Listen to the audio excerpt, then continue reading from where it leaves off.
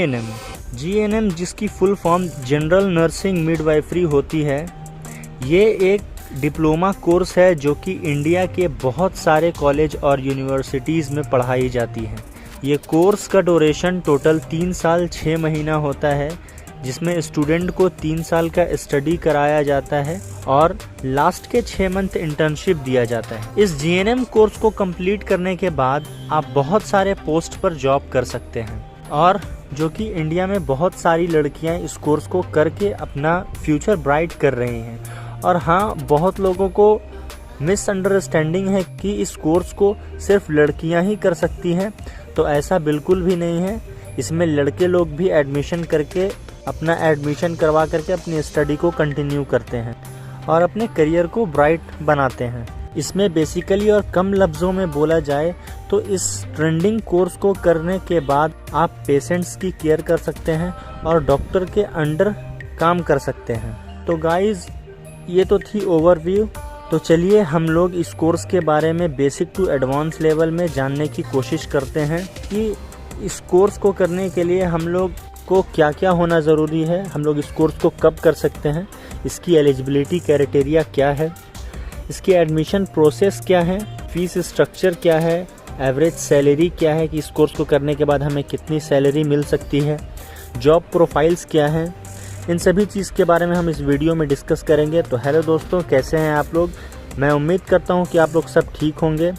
तो स्वागत है आपके अपने चैनल AMS गाइडर पर, और अगर आप इस चैनल पर नए हैं तो प्लीज़ वीडियो को लाइक करके चैनल को सब्सक्राइब करके बगल में दिए गए बेल आइकन को प्रेस करना बिल्कुल भी मत भूलिएगा। तो चलिए अब हम लोग फटाफट से स्टार्ट करते हैं हम लोग अपनी वीडियो को।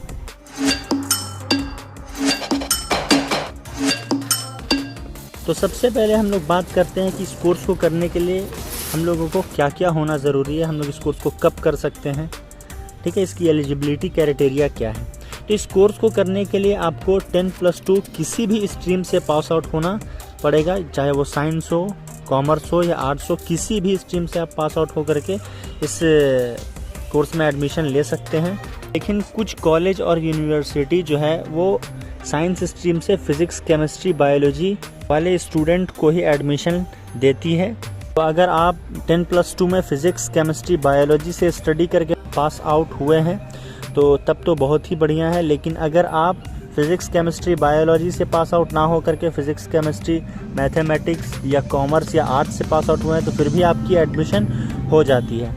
और अगर हम लोग बात कर लें कि 10+2 में कितने मार्क्स की ज़रूरत होती है, तो अगर आप जनरल कैटेगरी से बिलोंग करते हैं तो आपकी मार्क्स कम से कम 50% से लेकर 60% होनी चाहिए। और अगर आप BC या SC या ST से बिलोंग करते हैं तो कम से कम मिनिमम जो आपकी मार्क्स क्राइटेरिया है वो 45% होनी चाहिए। तो आपकी मिनिमम एज है वो 17 साल होनी चाहिए, तभी आप इस कोर्स में एडमिशन लेने के लिए एलिजिबल होते हैं। ये तो चंद बातें थी एलिजिबिलिटी क्राइटेरिया के बारे में। अगर हम लोग बात करें एडमिशन प्रोसेस के बारे में, तो एडमिशन आप 2 तरह से ले सकते हैं। मेरिट बेस के थ्रू भी आप एडमिशन ले सकते हैं और एंट्रेंस एग्ज़ाम के थ्रू भी आप एडमिशन ले सकते हैं। मेरिट बेस और एंट्रेंस एग्ज़ाम बेस एडमिशन में डिफरेंस यही है कि जब आप मेरिट बेस के थ्रू एडमिशन करवाने जाते हैं तब आपको आपके 10th और 10+2 के मार्क्स को देखते हुए और उसके मार्क्स के अकॉर्डिंग आपको एडमिशन मिलती है।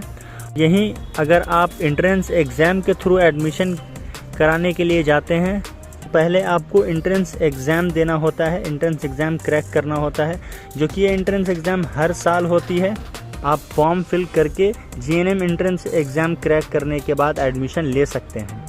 इसकी प्रॉफिट यही है कि जब आप एंट्रेंस एग्ज़ाम के थ्रू एडमिशन लेते हैं तो बहुत ही कम फ़ी के साथ आपकी एडमिशन हो सकती है। एक एवरेज फ़ी जो है जीएनएम कोर्स का वो आपको 20,000 से 1 लाख पर एनम मतलब हर साल लग सकता है, और इससे ज़्यादा या कम भी हो सकता है क्योंकि हर कॉलेज की अलग अलग फ़ीस स्ट्रक्चर होती है।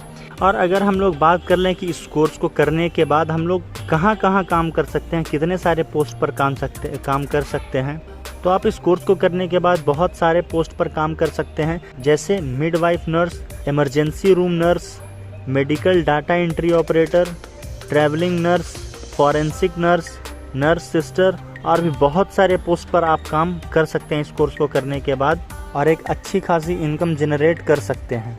और एक एवरेज सैलरी की बात कर लें तो इस कोर्स को करने के बाद आप 15,000 से लेके 18,000 पर मंथ तक अर्न कर सकते हैं। और आपके एक्सपीरियंस को देखते हुए आपके सैलरी में इंक्रीजमेंट होती रहती है। दोस्तों देखिए, इन सभी कोर्सों में डिमांड बहुत है। अगर आपको इंटरेस्ट है तो आप प्लीज़ इस कोर्स को करें। तो आई होप आपको सारी बातें समझ में आ गई होंगी। अगर आपको वीडियो अच्छी लगी हो तो प्लीज़ वीडियो को लाइक कर दीजिए, चैनल को सब्सक्राइब कर दीजिए और बगल में दिए गए बेल आइकन को प्रेस करना बिल्कुल भी मत भूलिएगा। Thank you.